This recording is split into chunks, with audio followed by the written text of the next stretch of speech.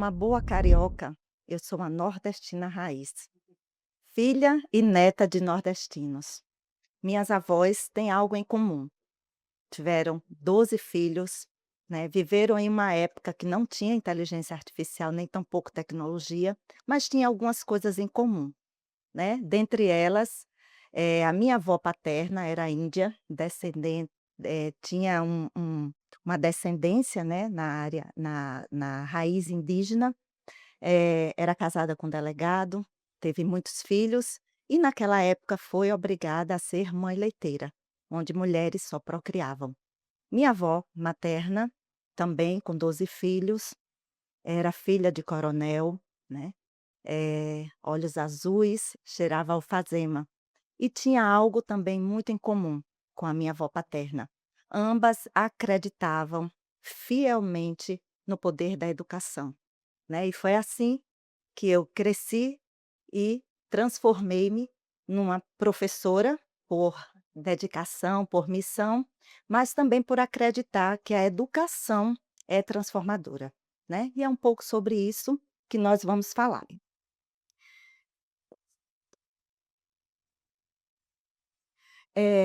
Como já colocamos aqui, né, alguns têm medo da IA. Será que ela vai nos substituir? Será que ela vai tomar o nosso trabalho? Né, e o que nos continuará tornando realmente humanos. Vivemos, voltando aí um pouquinho, né, a questão das ondas antigas, vivemos em uma sociedade hiperconectada. Esse é um termo cunhado por Manuel Castel em 1960 para dizer que, naquela época, ele conceituava essa nossa sociedade que vivemos como sociedade da informação e sociedade em rede. Ele dizia que, em breve, nós vamos viver um mundo extremamente conectado. E esse mundo conectado vai transformar gradativamente a sociedade e as pessoas. E ele não estava errado. Passou-se, né, algumas décadas, e nós hoje realmente vivemos em uma sociedade hiperconectada, né. Existe um termo chamado On Life World, ou um manifesto chamado On Life, cunhado por Luciano Firodi, que em 2012 que trouxe aqui o sentido de se perguntar se nós estamos ainda online ou offline. Hoje é moda estarmos offline, é chique, né. Por quê? Porque na maioria das vezes vivemos 24/7 em conexão, literalmente em um momento de hiperconexão.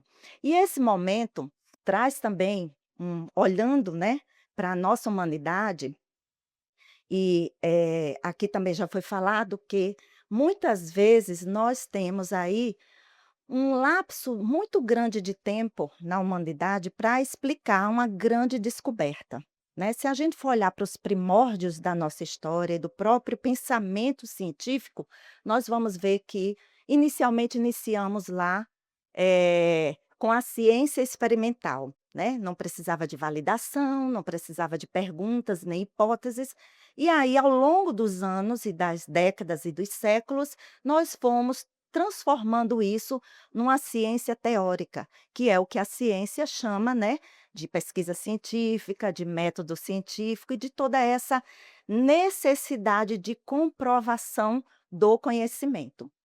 E mais recentemente, né, e aí olhando para esse novo momento do século em que a gente vive, nós também vivemos um contexto de muita tecnologia, de muitos dados, e isso se funde também com as descobertas dessa nossa nova era, que é o que os autores colocam como o terceiro paradigma, né, que é o da ciência computacional.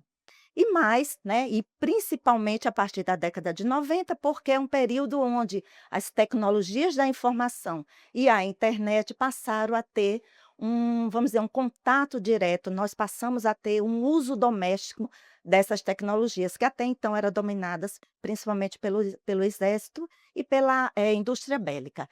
Mais recentemente, quando a gente denomina o quarto paradigma, que é o da ciência de dados, que é o que nós conhecemos hoje como Big Data, né?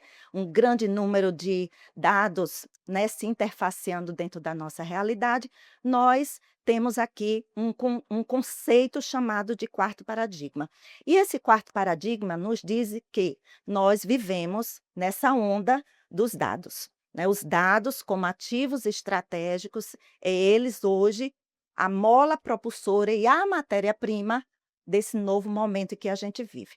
E é desses dados, né, inclusive dos nossos dados pessoais, que se alimenta a inteligência artificial. Então, para alguns autores, nós já vivemos um quinto paradigma. E por que que eu trouxe a ideia do paradigma? Porque quando a gente fala de paradigma, a gente diz que existe uma grande ruptura, né? Geralmente, o ditado popular diz que o paradigma é uma grande ruptura, uma grande descoberta. E a gente já começou a perceber que a própria inteligência artificial é um grande fenômeno dessa nossa era, né, desse novo momento do nosso século XXI. E é por isso que a gente também concorda, né, e eu sou uma delas, que diz que nós já vivemos essa simbiose, né, dentro da nossa realidade, da nossa sociedade. Não se alimenta mais, né, bancos de dados, big techs, grandes repositórios de informações e dados e de informações sem o nosso volume grande de dados. E aí, né, uma pergunta também, né, já colocada aqui: será que os robôs irão nos substituir? Ou podemos perguntar assim: será que os humanos serão substituídos por robôs, né? A gente viu aí já na fala dos nossos colegas que 70 anos já existe de inteligência artificial. Ela foi criada nos bancos da engenharia em 1950, mas ela não tinha o quê? Ela não tinha dados, nem informações, nem conhecimento para alimentar os grandes repositórios de bancos de dados. Tornou-se popular a partir da inteligência artificial generativa, que é o que nós conhecemos hoje a partir de 2010, 2012. E nós estamos caminhando para esse contexto da inteligência física, desse processo simbiótico, e só a Deus dará o que é que vem para novas ondas, né? Então, a gente começa a entender também que essa era que nós estamos vivendo são a dos humanoides, né? Os cérebros digitais que já estão em grande parte em escala global, já são cérebros que já estão sendo aprimorados cada vez mais, pensados para se pensar como humano.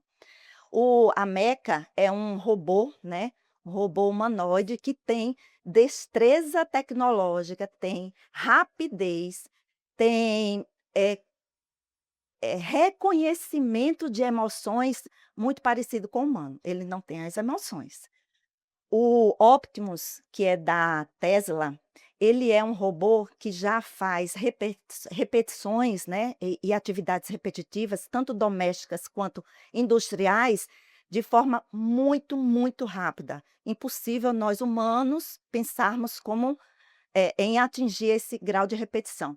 E o Neo, que é de uma indústria chinesa, ele tem ali habilidades e não cognição, mas vamos dizer uma cognição artificial para cada vez mais se parecer com o humano. Então ele é considerado um robô amigo e humano, porque ele é projetado para se vestir, para ter as características e para se comportar como humano. Então essa é a era que nós estamos vivendo, né, a era dos humanoides. E aí a gente se pergunta, até agora a gente falou tanto de tecnologia, né, e como nós vamos proceder diante dessa tecnologia. E aí eu trago um termo que vem, né, da minha formação como cientista da informação, que é literacia. A literacia também é reconhecida no ambiente educacional como um conceito que diz assim: nós criamos, aprendemos e reconhecemos para se colocar em prática e tomar decisões. E é assim o nosso processo educacional. Nós somos, né, agentes de linguagem e de transformação. E, por consequência, tudo aquilo que nós captamos, de alguma forma, trazemos isso como aprendizado, né? E aí eu lembro das minhas avós, trazemos como aprendizado e esse conhecimento é reproduzido na nossa rotina, né, na nossa vida pessoal e na nossa profissão. E aí, eu acredito que a literacia digital é esse contexto revisitado de alfabetização do século XXI, né. A gente tem aqui as competências que são elegidas pelo fórum, que alguns já falaram aqui, são elegidas pelo Fórum Mundial Econômico, mas percebam que não está tão legível, mas a gente consegue entender que, sem sombra de dúvida, as competências tecnológicas irão sim crescer nos próximos anos, até 2030, algumas vão desaparecer e outras vão surgir, mas sem sombra de dúvida, obrigatoriamente, competências em IA, competências em cibersegurança, competência em gestão de risco, isso é previsível.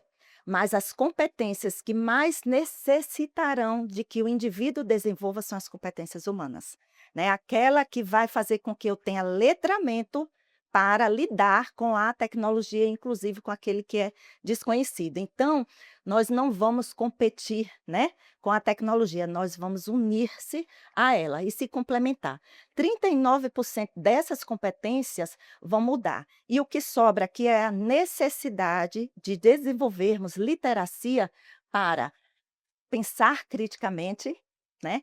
Analisar o contexto, ter empatia, se comportar com um viés ético, ter lifelong learning, ou seja, aprendizagem de forma contínua. Isso é fundamental.